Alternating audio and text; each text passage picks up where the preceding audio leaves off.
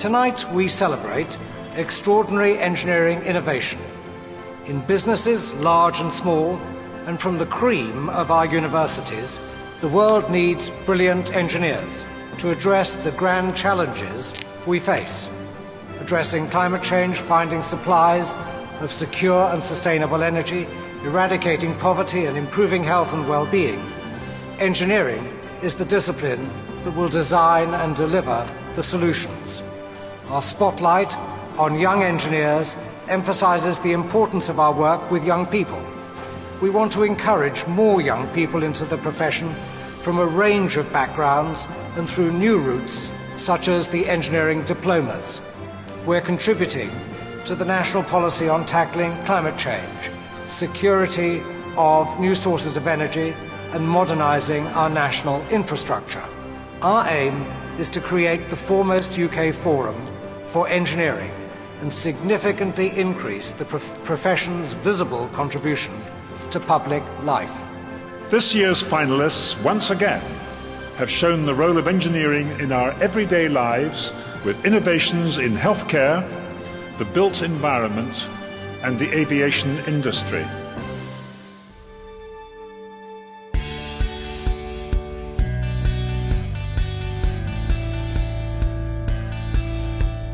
The MacRobert Award is the UK's premier award for engineering innovation. It's awarded each year. There's a £50,000 prize and a gold medal to the winning team. There are three criteria: innovation, commercial success and benefit to the community. It's open to any organisation, any company of any size, for profit, not for profit, in the public sector or the private sector. This year is the 40th anniversary of the award that was founded in 1969. In that first year there were joint winners, the Severn Bridge and the Pegasus engine that powered the Harrier jump jet. I think most people will be familiar with those two projects. Most people will also be familiar with the winner in 1999, the Millennium Dome, which has since been rebranded as the O2 Centre. And then more recently, and on a completely different scale, we had the Island Hand, which was the world's first artificial bionic limb. Well, the first thing we're looking for in the winner clearly is outstanding innovation. Either the team has got an idea which is so neat you end up thinking, I wish I'd thought of that. Or alternatively, it's an idea that's been around for a long time but people haven't managed to get it to work.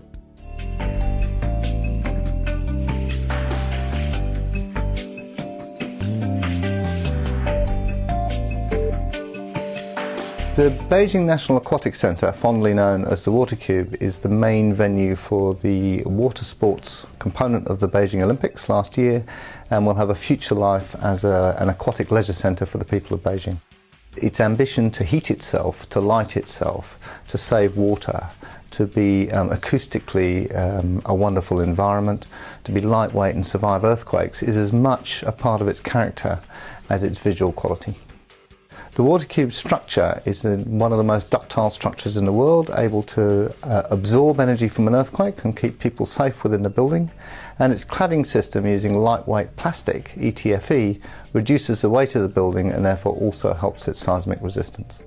The most important aspect of what we've done and its benefit for the world at large is not actually the building itself, which we would not like to see replicated in a way, but the tools and techniques involved in doing it.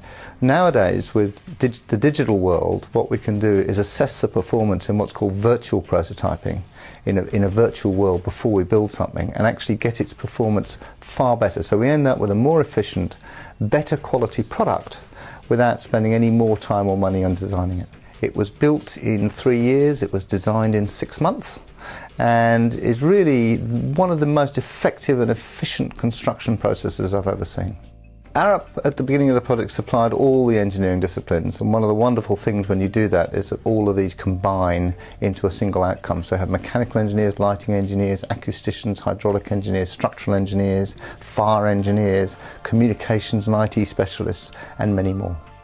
In terms of its long-term influence on China, I think it's best summed up by Hu Jintao, the Chinese president, who said that the Water Cube points the way to a better China, a more sustainable China using less energy and providing more pleasure. For both myself and Arup Group as a whole, it is absolutely fantastic to become a finalist in the MacRobert Award. In its history there have been very few projects in the built environment that have been either shortlisted or even awarded the McRobert itself, and we, for our outfit, is sort of the holy grail, if you will, of engineering design.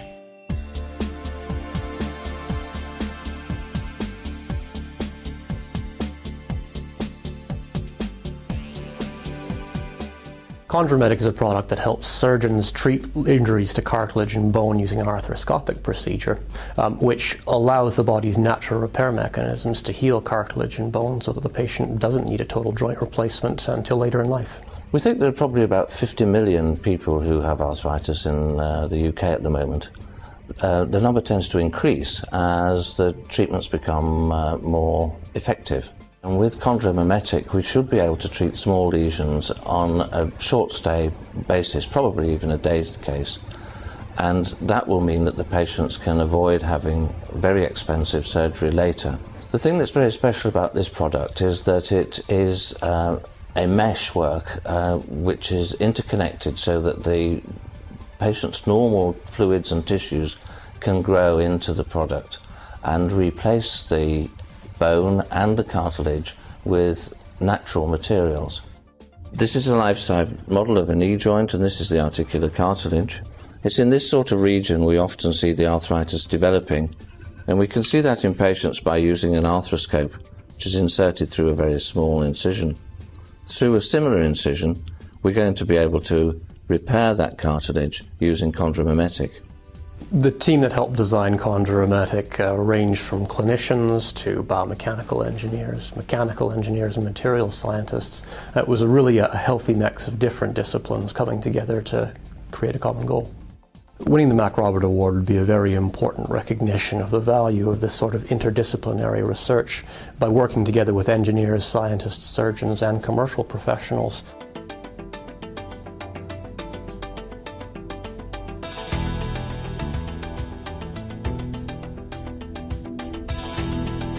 The Tarsius system is a combination of a radar and a camera system that's been developed to scan runways for debris. What this does is minimises the number of unplanned runway closures and provides more certainty in the availability of the runway. This technology provides unparalleled sensitivity and accuracy, and that's the key technology innovation that we have here. In 2000 was the Concorde crash in Paris airport, which people may recall. The tragedy killed 113 people. And as a consequence, there was a call from the airline industry and the airport industry if there were any technologies out there that could eradicate this problem from the runways. The system is primarily a radar sensor coupled with a camera system that works day and night. The radar sweeps the runway and looks for small changes, i.e. objects appearing. When an object is identified, its coordinates are sent to the camera system, which precisely focuses in and provides an operator with an image of the debris. The operator can then decide whether he needs to do something, whether he needs to close the runway or it's debris that he can ignore. But the challenge was to have a camera system that could operate day and night. We have used a laser to turn nighttime into day, but it had to be very safe and therefore a Class 1M safe laser. And there's been a lot of technology innovation in producing a laser that can operate with the pointing accuracy that the radar offers. I think there's innovation going on here at every level, not only the technology innovation, not only the development innovation that was required, but also from the user perspective. This requires a huge amount of process innovation on behalf of the airport to change a practice of runway inspections that's run for 50 years, that's required them to work with the air traffic management community, the airline community and the airport community in a way to ensure that those runways are kept safe. QinetiQ is very proud to have been nominated as a finalist for this year's McRobert Award. We find ourselves in very august company, and the sense of pride in the development team is a real reward after many years of dogged effort in developing this unique technology. Being here in the final is a reward in itself.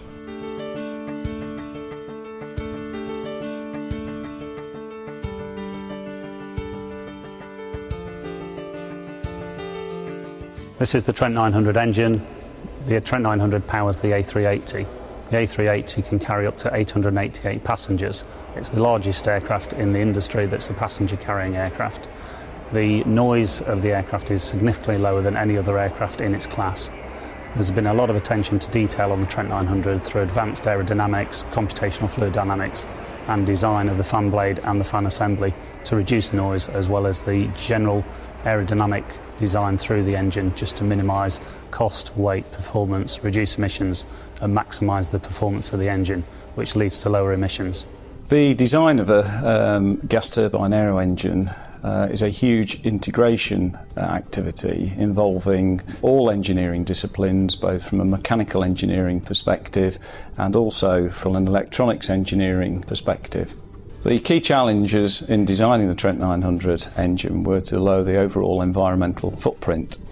That brings into play two issues. One is maximising the fuel efficiency of the engine, which actually delivered in the end over 100 miles per gallon equivalent efficiency per passenger. The second issue that comes into play is noise, and the key challenge was to minimise the noise for both the passengers and for the communities over which the aircraft flies. The Trent 900 has great success in the marketplace. We've secured over 53% of engine orders, and also that represents 70% of the customers that have chosen the A380 aircraft. To date, we've sold over 400 engines. Singapore Airlines has been in service since October 2007, and their quotes are it has been the smoothest entry into service that they have ever had. It's a very exciting experience, and the potential to win the McRobert Award for me and the team represents sort of the pinnacle of our career and a very prestigious achievement.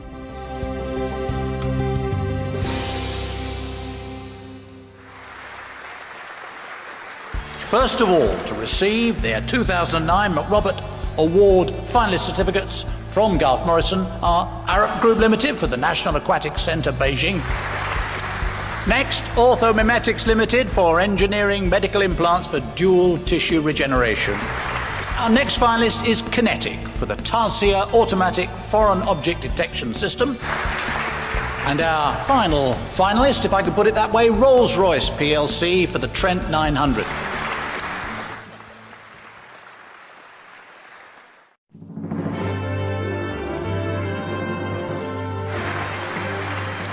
Engineering is the lifeblood of our business. We employ about 18,000 highly skilled engineers in the UK alone and have a supply chain of more than 10,000 businesses, many of them in engineering. We're very keen to support activities which promote and recognise engineering and that encourage and stimulate future generations of engineers.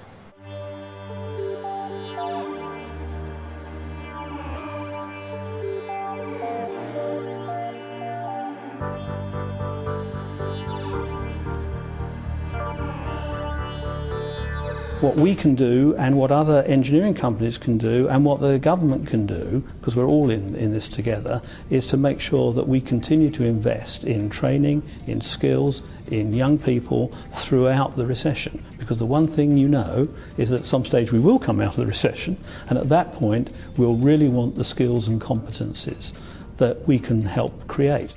We think it's important to have places where people can come into a big manufacturing company at different levels. Our apprentice program is hugely important. We have 1,000 apprentices at any one time. We have about 300 a year coming into the system. Those people work on the most interesting things. So they may be working on submarines or aeroplanes or unmanned and autonomous systems in air, land and sea. They might be doing any of those things. One project I'm currently involved with is the UK National Skills Olympics, which are held every 2 years. The competition's a nationally held event. Companies from all over the UK put forward their apprentices to represent the UK as different parts of skills. So you've got people from electronics, people from turning and milling backgrounds, and then a technician. I really liked messing about with bikes and cars, and it was just sort of the next stage from school to come and do an apprenticeship. I'm a toolmaker and I'm working on 5-axis machining at the moment. When I tell people that I'm a toolmaker, they assume that you like sit in like a dark, dirty building and make like pairs of pliers all day, and it's nothing like that at all. BAE offer loads of different career opportunities. You start as an apprentice, but you don't actually have to choose what you want to be until you've done your first year of training, so you get a mixture and a broad base of all the training. Diversity is really important. It's important at obviously the graduate entry, and as I'm sure you've seen, as you've been around the company, we have a lot of women in our apprentice program. We have a lot of women who are graduates and PhDs, and we hope in time that they will percolate up through the company and we'll have more and more women in the management of the company. We promote schools by several means, one of which is our Schools Roadshow. We send a set of actors into a school. We do 140 schools in a year, and so over 5 years we've touched 60,000 pupils from that. We also have a Schools Ambassador programme where we encourage our young engineers to go into schools and work with the teachers on technology projects. Engineering is the key enabler which takes all of those things, innovation and science, and delivers them to a better future for the world. Well, our next group of award winners are the silver medalists. Now, the silver medal recognises personal contribution to British engineering resulting in market success. So please join me in welcoming onto the stage our silver medalists. They are Professor Andrew Livingston, Professor Nick Warrior, Dr. Rob Buckingham, and Mr. Andrew Graham. It's time to look at some of the engineering world's achievements over the past year and watch the Academy's best media moments.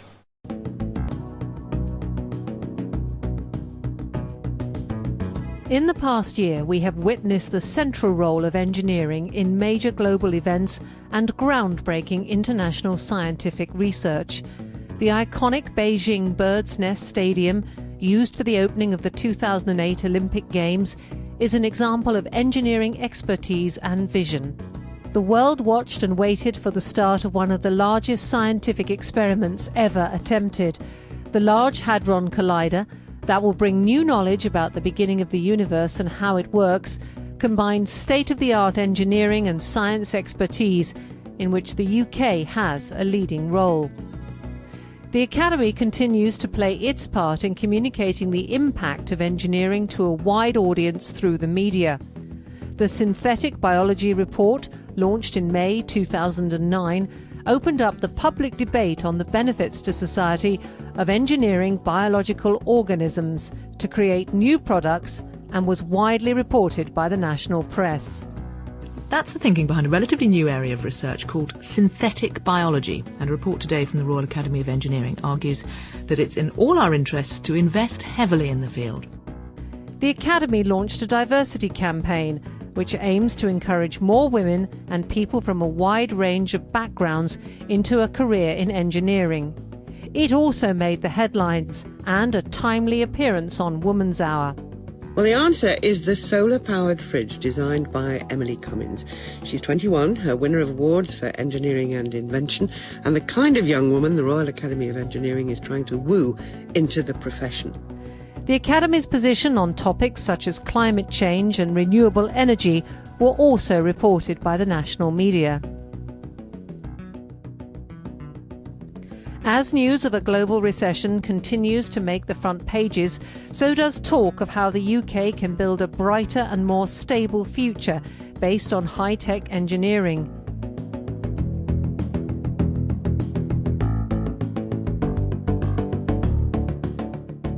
The Academy, in partnership with other engineering institutions, launched a campaign called Engineering the Future, to spread the word that engineers can tackle the big challenges facing the world and help build a stable economy for the future. At Westminster, the IUSS Select Committee highlighted the importance of engineering for the UK and called on the Royal Academy of Engineering to coordinate the profession's role in providing crucial advice to government. Now, the next award recognises the collaboration of research with entrepreneurial promise in the field of electrotechnology. Now, David, you're from the University of Sheffield. You work in the dynamics group there, and you've developed the ultimate suspension system for a mountain bike using your knowledge of magnetorheological fluids. I think you better tell us what that is. That's correct. Magnetorheological fluid, essentially, it's a normal oil. You mix in some micron-sized iron particles, and when you apply a magnetic field, the fluid thickens up. So you can use that in conjunction with electronic control to develop semi-active suspension devices, for example. Some of you may be familiar with the technology. For example, the latest Ferrari motor cars and the Audi TT has the shock absorbers in them. So I'm bringing that technology to a mountain bike. These awards recognise the outstanding work of 12 of the UK's finest young engineers, and it's gratifying to see such a talented group of young people from such a diverse background and from across a wide field of disciplines representing the future of engineering in this country. The Royal Academy of Engineering has also nominated young engineers who have been a key part of their education activities programme and who have excelled at an early stage. This winner saw a gap in the market for using the medium of performance to help explain to a diverse audience the potential of engineering as an exciting career path. Our next award this evening is the International Medal. We used a material what's called carbon-carbon material. This material was used. I saw in a hospital wards, children with polio patients. They were wearing the calipers, FROs, with 4 kilograms. That is a metallic. When you used the carbon composites, and it reduced 4 kilograms to 400 grams. When we fitted these FROs calipers to the children, they were very happy. They were running all around. When the mothers saw that scene, they were so happy. That was the greatest happiness I got. So the highest happiness comes how you apply technology in in a high technology area. You make a rocket, you make a missile, various system. But the technology used there when went to use for common people, that's the greatest satisfaction we can have.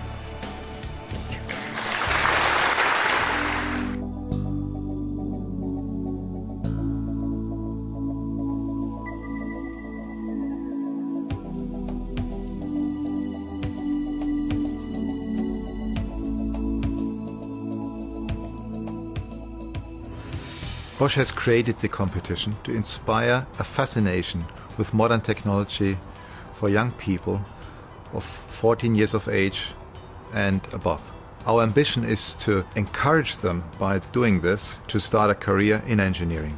The Technology Horizons Award has been running for 4 successful years now, with over 1,500 entries in total. I think there are many ways of making young people more interested in engineering.